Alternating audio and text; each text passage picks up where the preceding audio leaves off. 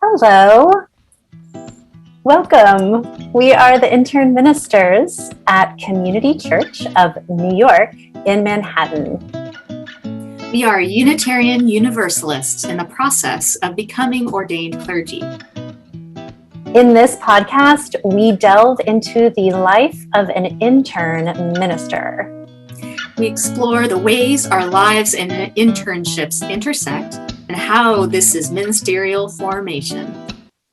I'm Meagan Henry. I'm Carrie McAvoy. And we're Rev'ing up!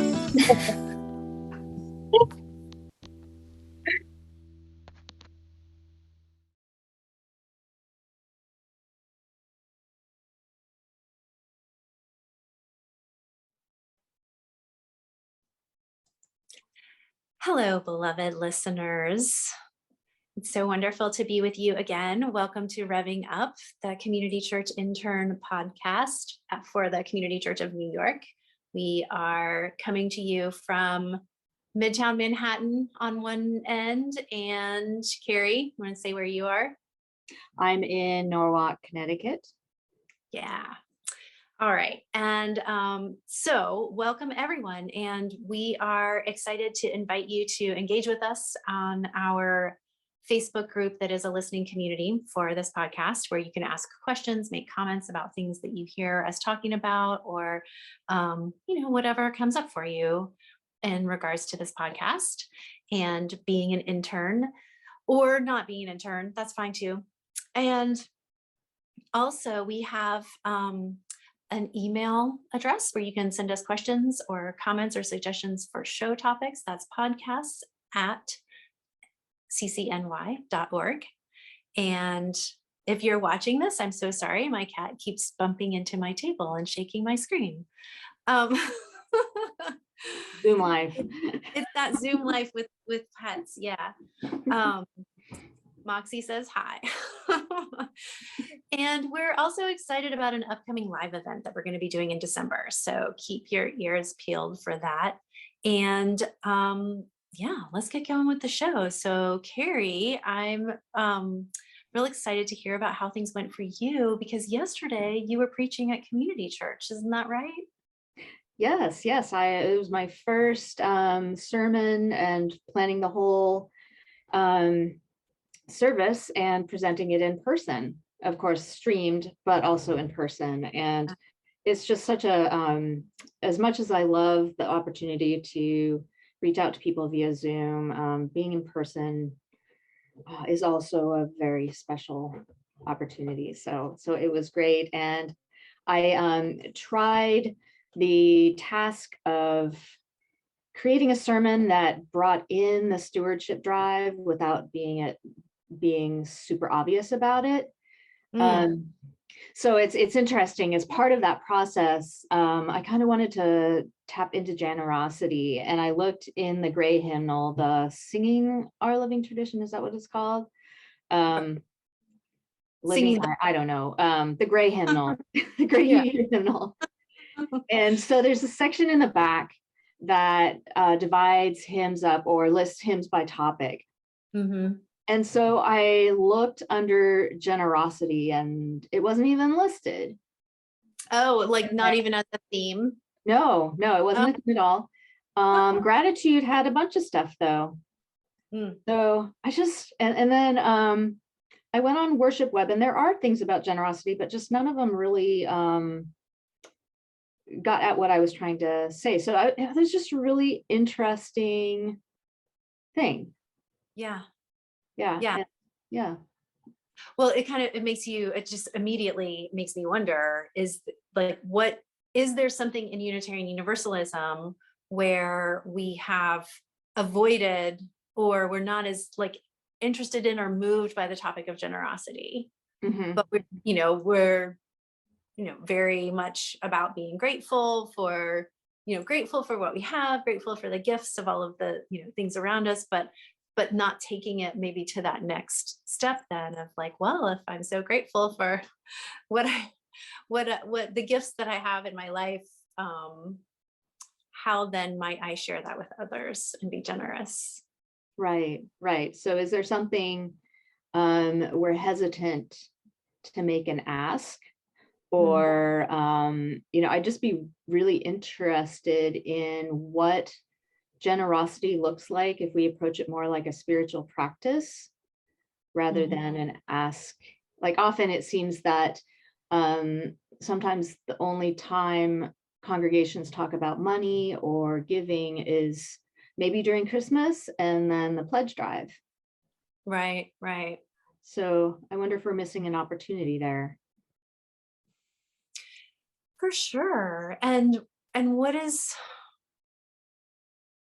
it's so different in some other religious traditions that I'm somewhat familiar with. I did grow up Unitarian Universalist, but for a while I went to a Southern Baptist boarding school, which is like a whole nother story. But I do recall from there, and also from visiting with, at friends' churches, that and also in Haiti, when I went to church in Haiti, and it was like, from the time of the offering came, there were these, like, people stood with baskets in the aisles up near the front, pulpit and stage area, and everybody, and there was like all this music happening, and people would get up out of their seats, get in line, and stand there and wait and walk up and like put their money into the boxes. And it was almost like communion, but reverse. Reverse And communion, I love it. yeah.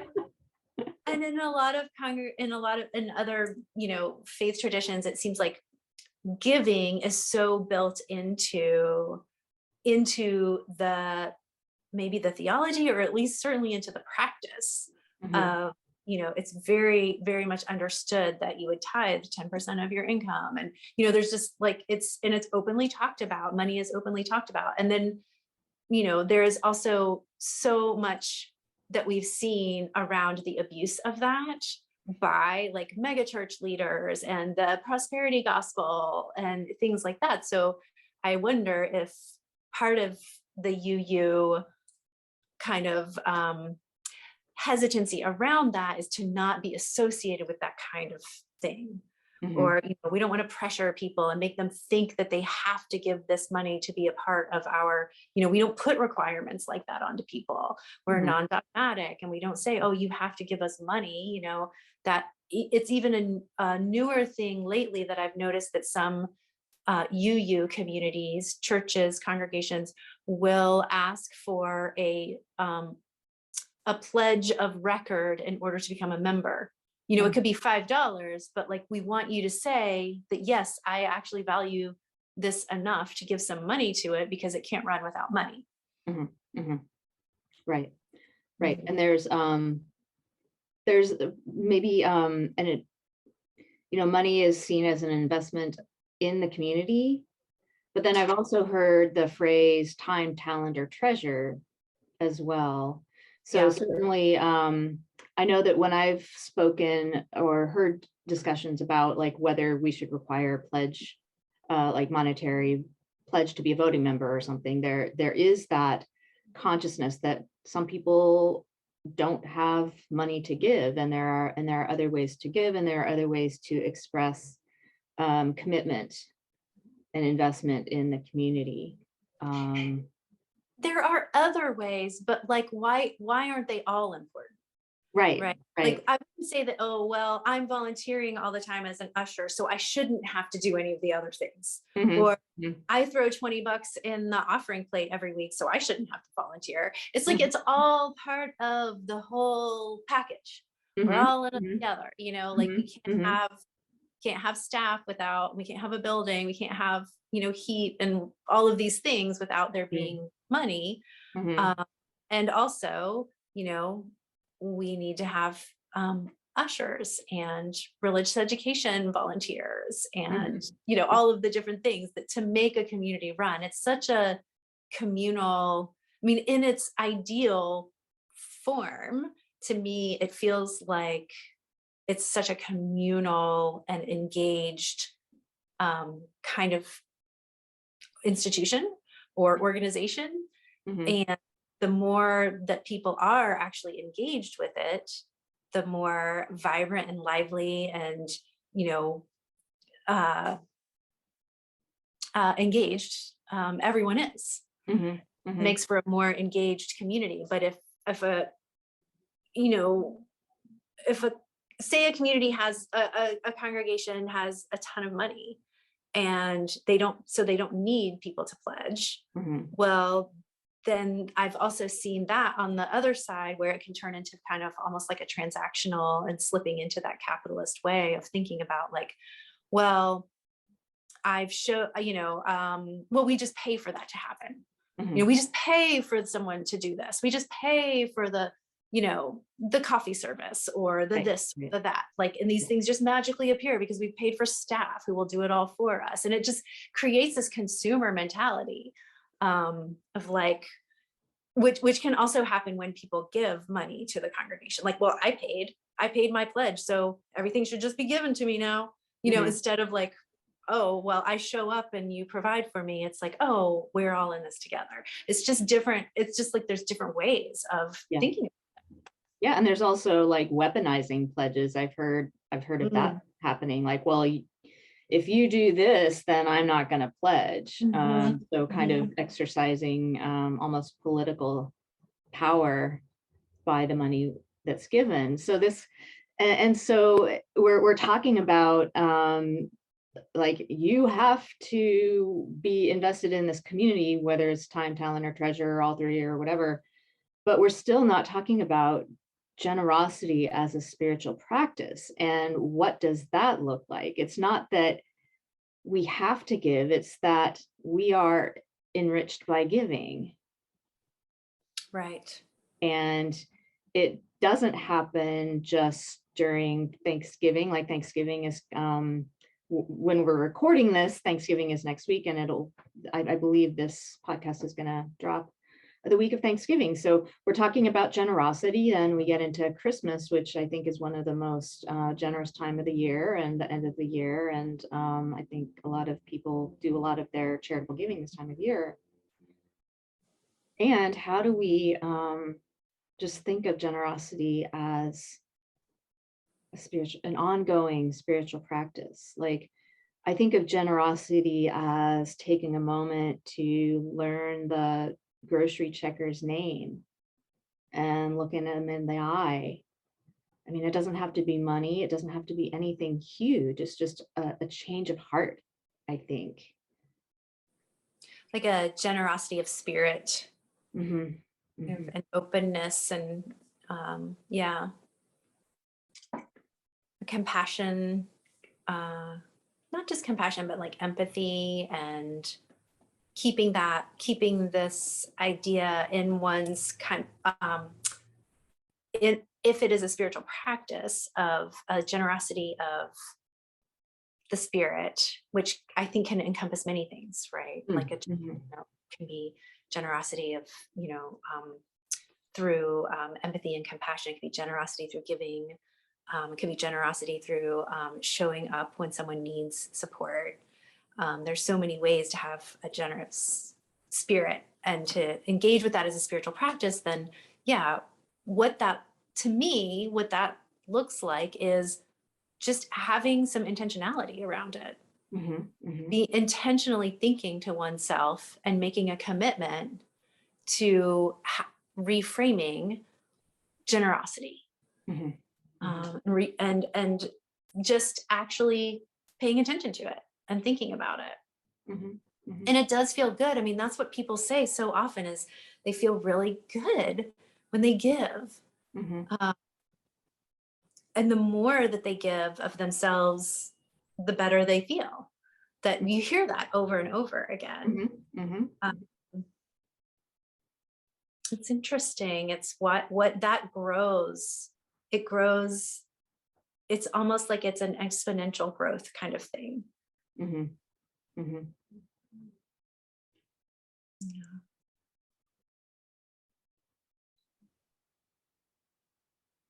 Well, what are some ways that have I don't know, now that since you did that sermon and everything, have you been thinking at all about what are some ways that you practice generosity in your life, or even if not to make it super personal, maybe there's ways that you have thought about, oh, that's a practice of generosity, whether or not you do it, but just opening yourself up to the idea of these different ways of being generous.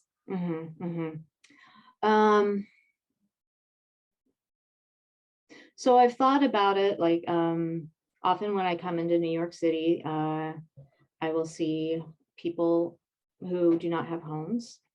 And so if I have money, I try to give them money. I try to be prepared for that, but I also try to look them in the eye and talk to them. So it's not so transactional. So that's one thing that I've been intentional about doing. Yeah, I mentioned it a couple weeks ago, but like there's a couple who's living in front of a building, like on the sidewalk down 35th. There's several people who are living along there, and I've noticed it since I moved into Midtown during the pandemic that so many buildings were boarded up, and a lot of people have built homes, in front of the boarded up buildings. And there's a couple that I've been having a conversation with and have been dropping off food there, usually when they're not there, but I know where their stuff is because I talked to them before. And so I just like put their name on a bag and I sit it and it's off to the side. And I think that I noticed there's part of me that's like, yeah, it feels good to do it. And it feels good that I'm able to do it. And for me, it's very much connected to an understanding of what it feels like to also have been in that situation before. I've always had a home to live in, but there have been times in my life when I was younger and a young single mom and I was working and in school and I just didn't have any money. And there was, and it was just like always a struggle. And there was one time when I was working part-time at a Montessori school, and my co-teacher in that classroom, we were pretty close. We talked all the time and everything. And she knew my situation. And one day she just showed up at my apartment with two bags full of groceries. Mm-hmm. And it made such a huge impact on me. It was so sweet. I hadn't asked her for it. And she didn't ask me, how can I help you or anything like that. She just kind of like knew, and she just did the thing that she thought that, I needed, and she was right. And it was very sweet. Mm-hmm. And I think I've always remembered that and always know that I will give to others because I know how it felt to receive that. And I also know that it feels really good to give and to know that I'm helping out someone. Mm-hmm. I don't know, it's just it's heartbreaking to think about how many people are, in need of food and shelter and water and, like a place to go to the bathroom. It's just it's rough. It's so rough. And we can't, I cannot solve all of those issues on my own. Mm-hmm. And I can talk about it and I can do the things that I can do and encourage other people to. And, mm-hmm. Hopefully it ripples out into the universe. Mm-hmm. Mm-hmm. Can't change everything, but there are some things that we can make a difference, even if it's small. Yeah. Yeah. And there's also when I think about budgeting, I think money, mm-hmm. There's this saying that if you want to know what your values are, just look at your credit card statement. Yeah. So certainly, it comes down to quantifying, which seems so impersonal and so forth. But there's also looking at your time budget. What do you spend your time on? Mm-hmm. And so for homelessness, there are organizations working to end homelessness. How can I use my time to try to approach the problem a little higher up the river? Yeah. So Yeah, there's that. right. Yeah, and I know that there are congregations who their weekly offerings, they split it or give it all to another organization. That's certainly something that could be done. But I just think talking about it is so important, because not only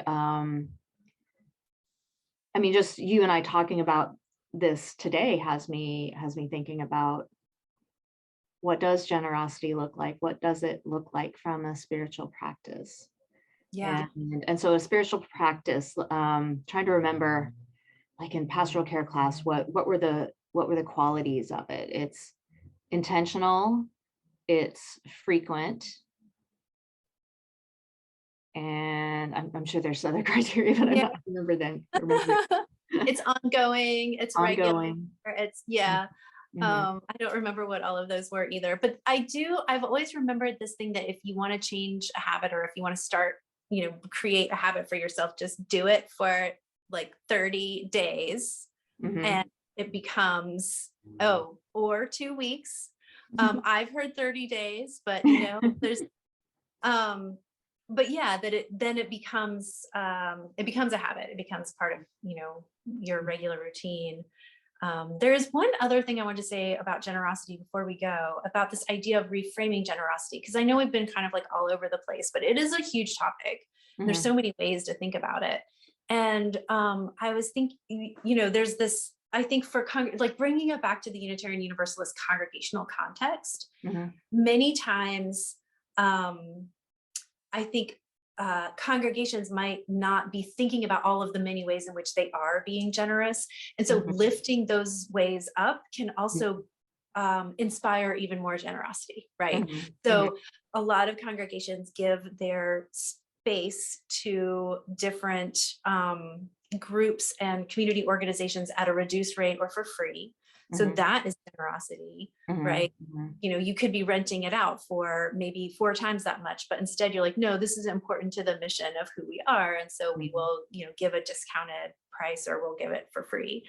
So the space, the things that we have that we can be generous with, which often for many communities is their building, right? And also sharing the plate, like you said, split the plate, which often makes my understanding, and this is anecdotal, but my understanding is that people give more when they know that it's being shared between their community and other communities that are deserving, right? And especially when there's like, input, and you can submit for, I think this organization would be great to share the plate with, or something like that. So, and also just keeping in mind, like, what is the membership of the congregation? How many of these folks are social workers? How many are people who are school teachers? How many, a lot of people are giving so much of their time and energy. They're volunteering, they're doing a lot. They're generous of their time and their spirits already. And reminding ourselves of that and lifting that up, uplifting it and celebrating it can also then bring it even more generosity out of people. I absolutely. Yeah. Well, there's a lot on this topic and we could go on and on, but I realize we've probably been talking for like 25 minutes already. So maybe folks will engage with this topic on our Facebook group or send us emails about it. It'd be great to hear from you. I'd love to know what others think about this topic of generosity. And so reach out, let us know. Podcast at ccny.org.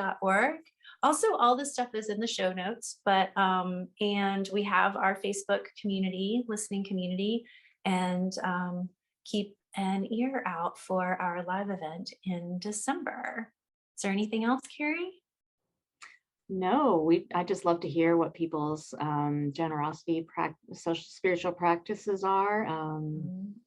And we want this to be a conversation. So especially this time of year, it's like really good at, like, right now we're talking about, we're entering into the holidays, right? It's good all of the year, but this is when a lot of times people are thinking about it. So how do we take it beyond even just like thinking about it around these winter holidays. Yeah. Mhm.